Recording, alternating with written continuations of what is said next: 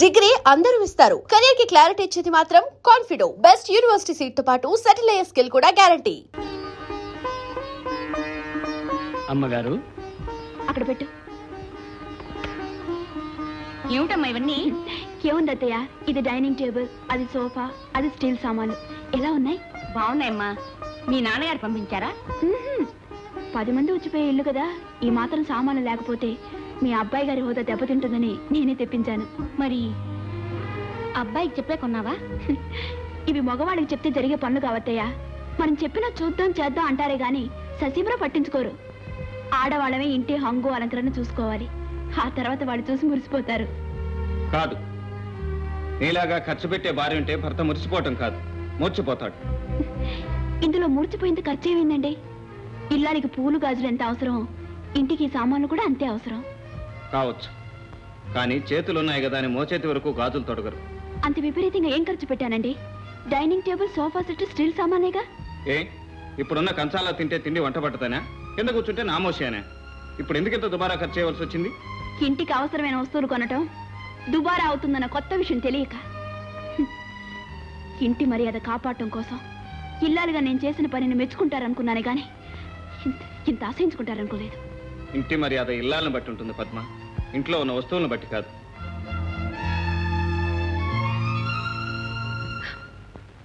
తెలిసి ఏమిటిది? మీరు లేకుండా ఒంటరిగా నేను ఉండలేనండి. నేను మాత్రం ఉండగలనా? పిచ్చిదానా, త్వరలో వచ్చేస్తాగా. పోనీ ఈలోగా మీ పుట్టింట్లో ఉండరాదు? వద్దండి, వద్దు. దించుకున్న బరువును మళ్ళీ మా అన్నయ్య గుండెల మీద పెట్టలేను. అవును నాయనా, ఆడపిల్ల అత్తింట్లో ఉంటేనే అందం. పుట్టింటికి వెళ్ళే రోజులు ముందు ముందు చాలా ఉన్నాయిలే. పోనీ ఓ పని చేయొద్దయ్యా, తులసికి వదిలికి నువ్వు తల్లిలాంటి దానివి. నేను వచ్చేదాకా వీళ్ళిద్దరికీ అండగా నువ్వు మా ఇంట్లోనే ఉండు. అవునమ్మా, నువ్వు కూడా ఇక్కడే ఉండమ్మా. ఎంచక్క రోజు తులసికి నాకు కుత్తులు పెట్టి మల్లెపూలు చల్లేద్దు గాని. అవునత్తయ్య, నువ్వు ఇక్కడ ఉంటే పూరి కూర, మంచి వడలు అన్ని చేసి పెడతావు. మేము ఎంతగా తింటాం. తింటారా? తింటారు. ఊరు సొమ్ము ఊరగాయతో సమానం అని ఇది ఏమైనా సత్రం అనుకున్నారా, మఠం అనుకున్నారా? కొంతకాలం పోతే సూరమ్మ హోటల్ బోర్డు తీసి నా ఇంటికి కట్టి నా చేతికి చెప్పగలరా ఇస్తారా? సూరమ్మ, నువ్వు బయటికి వెళ్ళమా. ఇక అత్తయ్య నేనే ఉండమన్నాను, ఉంటుంది ఇక్కడే. అదే మాట నేనున్నాను. ఎవరు మీరెవరు అనడానికి? మీరెవరు? ఎవరా? ఈ ఇంటికి వారసులు, నా అల్లుళ్ళు, కాబోయే యజమానులు. వాళ్ళు ఉండమన్నారు, నేను ఉంటున్నాను. ఇదిగో సూరమ్మ. సూరమ్మల పేరమ్మల నూరుకో. ఇదిగో అల్లుడు, ఈ ఇంటి కోడల మీద ఏగ వాళ్ళకన్నా చూసుకుని పూచిన అది. నువ్వు పదయ్యా, క్షేమంగా వెళ్ళి లాభంగా వద్దు కనపరా. రా తమ్ముడు.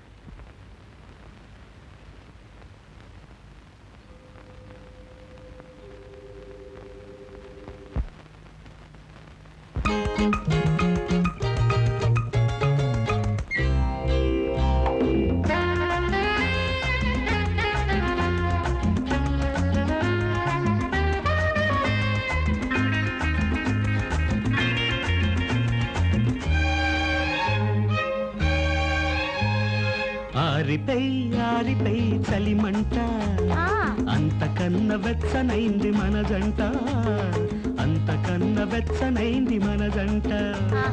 కళ్ళ నిండా కోరికల కాకలున్నవి, ఒంటి నిండా వయసు సెగలు పాకుతున్నవి. ఆరిపై చలిమంట, అంతకన్న వెచ్చనైంది మన జంట, అంతకన్న వెచ్చనైంది మన జంట.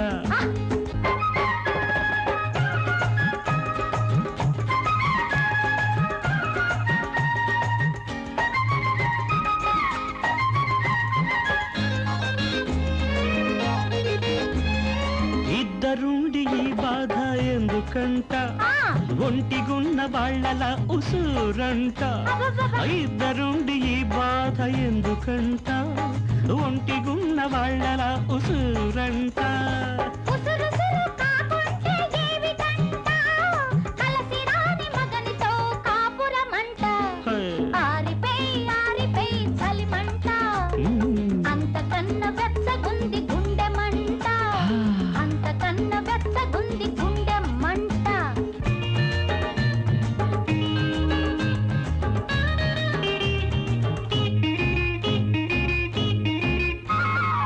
ఊపిరితో ఊపిరిని కలప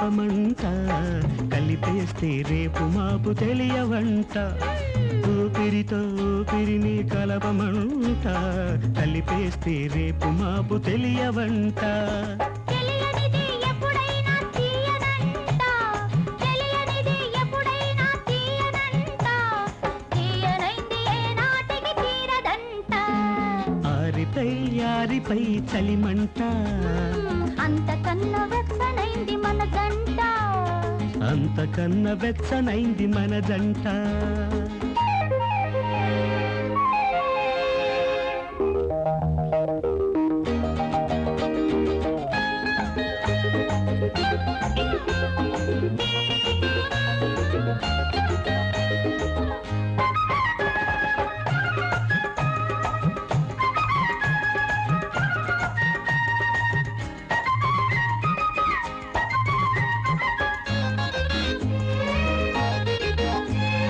విడిపోనిది వేసుకున్న కౌగిలంట కౌగిలిలో చెలి చలి నలుగునంట విడిపోనిది వేసుకున్న కౌగిలంట కౌగిలిలో చెలి చలి నలుగునంట కలిగినంతగా తెలివి పెరుగునంట పెరుగుతున్న వయసు మరల తిరుగునంట ఆరిపై ఆరిపై చలిమంట అంతకన్నా వెచ్చనైంది మన జంట అంతకన్నా వెచ్చనైంది మన జంట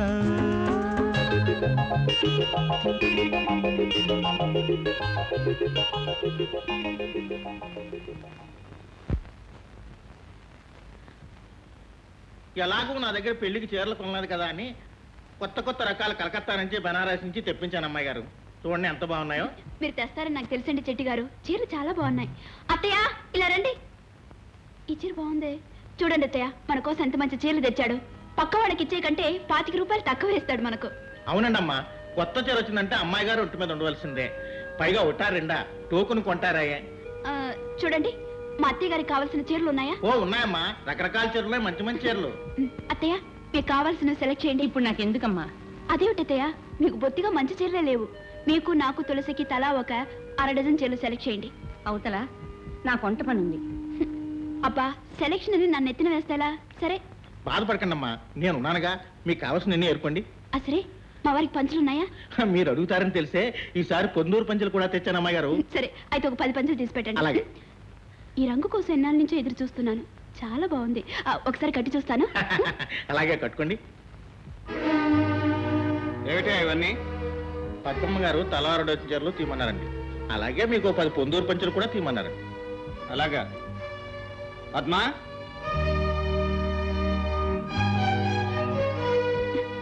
ఏమండి ఈ చీరలో నేను ఎలా ఉన్నాను? బుట్టబొమ్మలా ఉన్నావు. ఏ మీకు ఈ చీర నచ్చలేదా? చీరే కాదు, నీ తీరు కూడా నచ్చలేదు. అంటే బయట ఆ బట్టల సంత ఏమిటి? సంతే ఉంది. మనందరికి బట్టలు కొంటున్నాను. కొనటానికి ఒక ఆలోచన, అవసరం, హద్దు ఉంటుంది.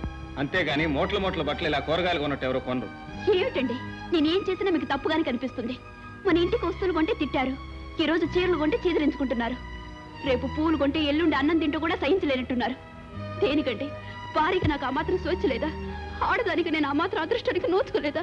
అన్ని అనుకూలించినప్పుడు అన్ని అదృష్టాలకు నోచుకుంటారు. కానీ పరిస్థితులు అనుకూలించకపోతే చేసే పనులు ప్రాణం మీదకి తెస్తాయి. చీరలు పంచులు ఏమీ అక్కర్లేదు, అన్ని మూట కట్టుకుని తీసుకెళ్ళి. అలాగే బాబు. పొద్దున్నే ఎవరి ముఖం చూసానో ఏమిటో. ఆగండి. ఆప్షాల్ 4-5 వేలు కానీ దడిస్తే నేను దడవను. కావాలంటే మా నాన్నగారి దగ్గర నుంచి తెచ్చి విసిరి పారేస్తానే గాని నేను సెలెక్ట్ చేసిన ఒక్క బట్ట కూడా మళ్ళీ మూట కట్టడానికి వీలేదు. అమ్మా! నేను డబ్బులోనే పుట్టాను, డబ్బులోనే పెరిగాను. డబ్బుకు వెనకాడను. ఇలా ఎంతసేపు నిలబడాలి? ధర్మారావు గారిని పిలవండి, ఇల్లు వేలం వేయాలి. లోపలికి పిలుచురావా? అమ్మో, ఆస్తున్నా లేకపోయినా ధర్మారావు గారే. ఆయన వచ్చే వరకు నిలబడి ఉండాల్సిందే గాని రమ్మని దమ్ములు ఎవరికి లేవే. అదండి ఊరు పరిస్థితి. మావయ్య ఏమైంది? ఏమైంది బాబాయ్? ఏముందమ్మా, మీ నాన్న వెలగబెట్టిన దర్జా దాన ధర్మాలు చేశాడు, అప్పులు పాలయ్యాడు. ఆ ఆస్తి గవర్నమెంట్ వారు వేలం వేస్తున్నారు. కాస్త నేను ఖర్చుల దగ్గర ఒబ్బిడిగా ఉంటాను కదూ, నన్ను కిసినారు అంటారు మూర్ఖులు. ఒకప్పుడు ఈ ఇంటికి అల్లుడైపోవాలి ఓ తెగ ఉపలాట పడిపోయాడు. నిజంగా అదే జరిగితే ఏమయ్యేవాళ్ళం? అడుక్కు తినేవాళ్ళం. ఏదో ఆ గాంధీ గారి దయవల్ల. అమ్మని అమ్మ కరెక్ట్గా చెప్పానన్న, అడుగు తింటూ పోయేవాళ్ళం.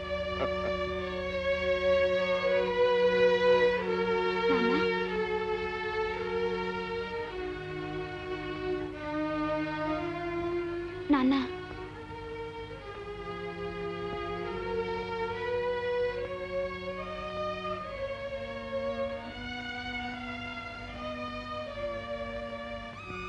నాన్న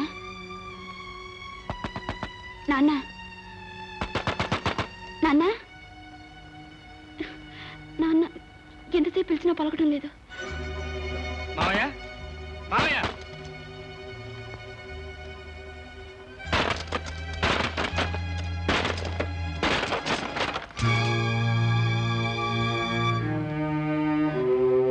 నాన్న నాన్న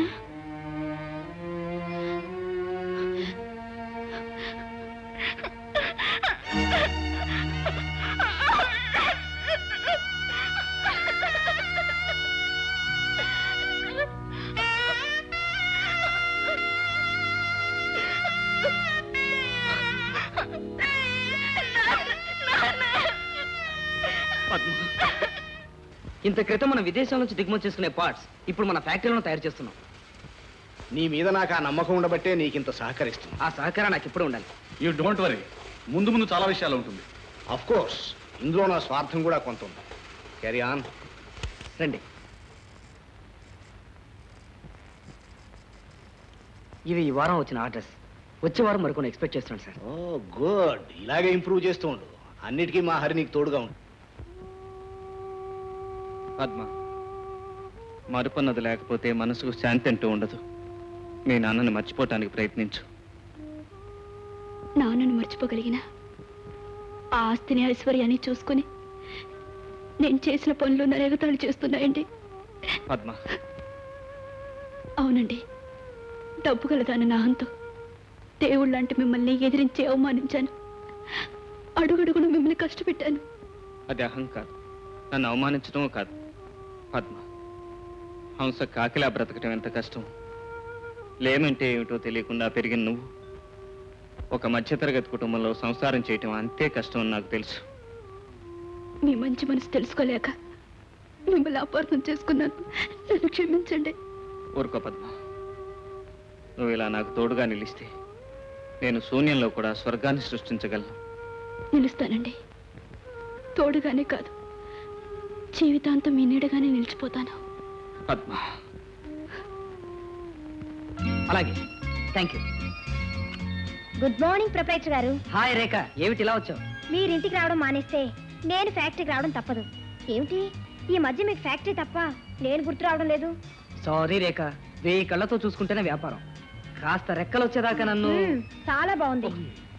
మొన్నటిదాకా నన్ను నా కాళ్ళ మీద నిలబడనివ్వు అన్నారు. ఇప్పుడేమో రెక్కలు రానివ్వు అంటున్నారు. రేపు మీ చుట్టూడి బట్టతల ఎవరికి ఆగమంటారు? ఈ వ్యాపారం ఇలాగే సాగితే బట్టతలు రావడానికి అట్టే కాలం పట్టచ్చేలేమా. అంటే ఏమిటి నీ ఉద్దేశం? పంట పండించడాన్ని వ్యవసాయం అంటారు, డబ్బు పండించడాన్ని వ్యాపారం అంటారు. డబ్బు పండించడం? ఎస్. ఉదాహరణకు నీ కంట్రోల్ రేట్లో స్టీల్ వచ్చింది. దాంతో వస్తువు చేసి పైసా 2 పైసల లాభానికి అమ్మితే నీకు వచ్చేది ఏమిటి? కూల్ డబ్బులు తప్ప. అదే స్టీల్ కోటాలో సగం బ్లాక్ అమ్మి మిగతా దాని లెక్కలు సరిపోని చూపిస్తే నెలసరికి ముందే లక్షాధికారి కూర్చుంటాం. పోలీసులు పట్టుకుంటే భిక్షాధికారే జైల్లో కూర్చుంటారు. నోనో చెల్లెమ్మా, వ్యాపారానికి తారక మంత్రం. నీకెందుకు సుధాకర్? నువ్వును బ్లాక్ లో కొంటానికి బోర్డు ఎంతమంది ఉన్నారు. హరి, దయచేసి నాకు అలాంటి సలహాలు ఇవ్వకు. పద్మ, మనిషిని నమ్మితే మన ముఖాన్ని ఇంత మట్టి కొడతాడు. ఈ మట్టిని నమ్ముకుంటే మన నోటికి ఇంత ముద్ద పెడుతుంది. ఈ బంజరు భూమి బంగారు భూమి కావాలని మనస్ఫూర్తిగా కోరుకుని కొబ్బరికాయ కొట్టు.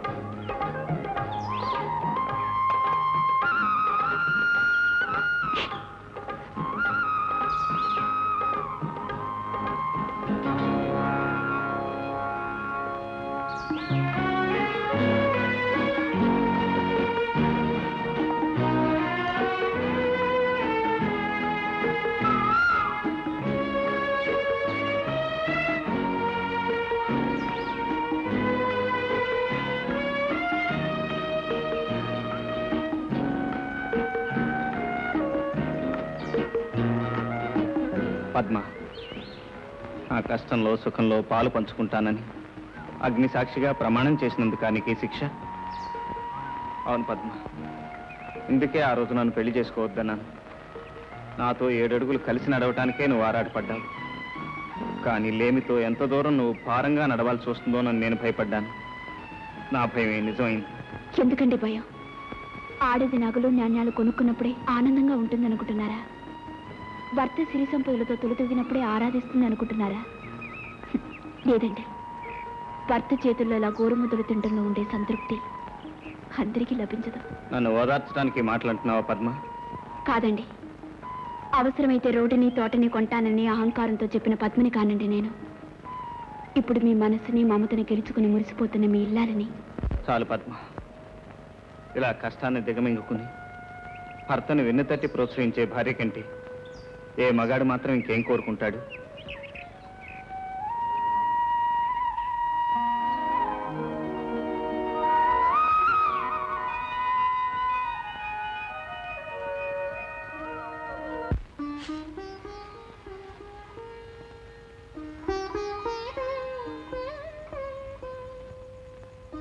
అమ్మా తులసి. ఏం పెద్దమ్మా? ఇదిగో నిమ్మకాయ పులిహార చేశాను నీకోసం అని. నిమ్మకాయ పులిహోరా? అబ్బా, నాకు వారం రోజుల నుంచి పులిహోర తినాలని ఉంది, కానీ అడగలేక ఊరుకున్నాను పెద్దమ్మా. నువ్వెలా తెలుసుకున్నావు? నేను కన్న తల్లినేనమ్మా. ఆ మాత్రం కడుపుతో ఉన్న వాళ్ళ కోరికలు తెలుసుకోలేనా? తినమ్మా. ఇదేం హల్వాలు పులిహారాలు చేసుకుంటానికి ఇదేమో అమ్మగారిళ్ళు కాదు, అత్తవారిళ్ళు. ఆజులు కాస్త అదుపులో పెట్టుకోవాలి. అయ్యో అయ్యో, కడుపుతో ఉన్న పిల్ల నోటి ముందు కూడి తీసేసాడు. ఇటు చేతులు పడిపోను. నీలోనే పడిపోద్ది ముందు.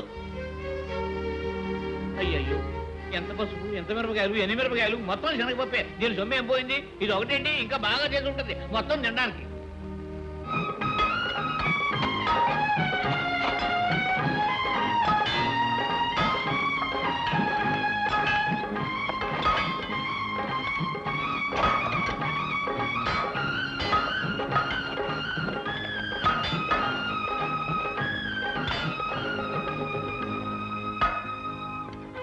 ఇక లాభం లేదండి. ఎంత తవ్వినా రాయి తప్ప జలపడేట్లేదు. నేను ఈ నేల తల్లిని నమ్ముకుని బతుకుతున్నవాడిని. కన్న తల్లిలాగే ఇది బిడ్డను మోసం చేయదన్నానమ్మా. అవును బాబు, పట్నం వెళ్ళి డైనమైట్ పట్టరండి. జల ఎందుకు పడదో అప్పుడు చూద్దాం.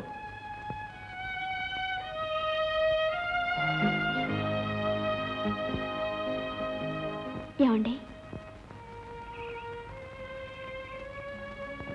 పద్మ, తీసుకోండి. మీకు ఈ భూమి మీద నమ్మకం ఉంటే నాకు మీ మీద నమ్మకం ఉంది. వద్దు పద్మ, అది స్త్రీధనం. నీ పుట్టింటి నుంచి నువ్వు తీసుకొచ్చింది. స్త్రీకి ధనం భర్తే. అనురాగంతో కూడిన మీ మనసే నాకు పుట్టిల్లు. ఇక సొంతం అనేది ఎక్కడుందండి? ఈ చేతి గాజులు తీసి భారీగా మీకు చేయుతనిస్తున్నాను, అంతే. తీసుకోండి.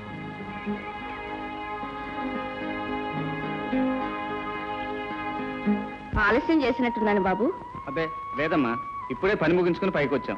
ఏమో బాబు, ఆ నూతిలో కాసిన నీళ్లు పడితే మనందరి కడుపుల్లో 4 మెతుకులు పడ్డట్టే. బాబు రవి, మన తులసికి సూడిదలు తీసుకెళ్ళాలి బాబు. అదేమిటయ్యా ఈ విషయం ఇంత మెలిగా నా చెప్పటం? నేను అమ్మమ్మను కాబోతున్నానని తీపి తినిపించి సంతోషంగా చెప్పాలి గాని. అదేమిటమ్మా, ఎందుకా కన్నీళ్ళు? అవునాయనా, అమ్మమ్మనవుతున్నానని ఆనందపడినా, మోసే ఎద్దు మీదే మోత బరువు పెడుతున్నానని బాధపడినా. అదేమిటయ్యా తులసికి సూడిదలు తీసుకెళ్ళటం మనకు భారం ఎలా అవుతుంది? అవునమ్మా, ఆస్తి పంపకాల్లో జరిగిన అన్యాయాన్ని మౌనంగా కన్నీటి చాటును దాచానే గాని నీకు న్యాయం చేశానా? రక్తం పంచుకు పుట్టినవాడు పట్నంలో తైతక్కలాడుతుంటే ఆస్తి ఇవ్వకపోయినా రేయింబవళ్ళు కష్టపడుతున్న మిమ్మల్ని ఇంకా బాధించాలంటే ఆ తల్లి మనసు ఎంత విలవిల్లాడిపోతుందో ఆలోచించావా? మమతాన్ రాగాలు పంచుకోవటానికి ఒక తల్లి గర్భాన్నే పుట్టనక్కర్లేదమ్మా. తులసిని నా చెల్లెలుగానే కాదు, సొంత బిడ్డగా చూసుకుంటాను. రేపే పట్నం వెళ్ళి చీర సారే తీసుకొస్తాను. సూడిదలు తీసుకెళ్లి తులసిని శ్రీమంతానికి తీసుకొద్దురు గాని. ఏమిటి ఎలా వచ్చారు? ఏమిటిది? చూడగలన్నయ్యా, ఇంటికి తీసుకెళ్లి శ్రీమంతం చేయాలనుకుంటున్నా. ఆహా, మీకు మర్యాదలు తెలిసే సూడిదలా? మూడు చీర తమిడి సరివిడినా, ఇంతకంటే తేవడానికి అది ఎక్కడ ఉందలే మీకు. బాబాయ్, అంత గతి లేని వాడుగా మాట్లాడకండి. ఏ రాష్ట్రం పొడుచుకొస్తుంది. చింత తెచ్చినా పులుపు తావలేదనేది ఇదే. లేనోళ్ళు లేనట్టుగా పడుండగా ఈ బ్యాషిజాలు ఎందుకు? అన్నయ్య, శ్రీమంతానికి కావాల్సినవి సిరి సంపదలు కావు. కడుపులో పడ్డ పసిగుడ్డు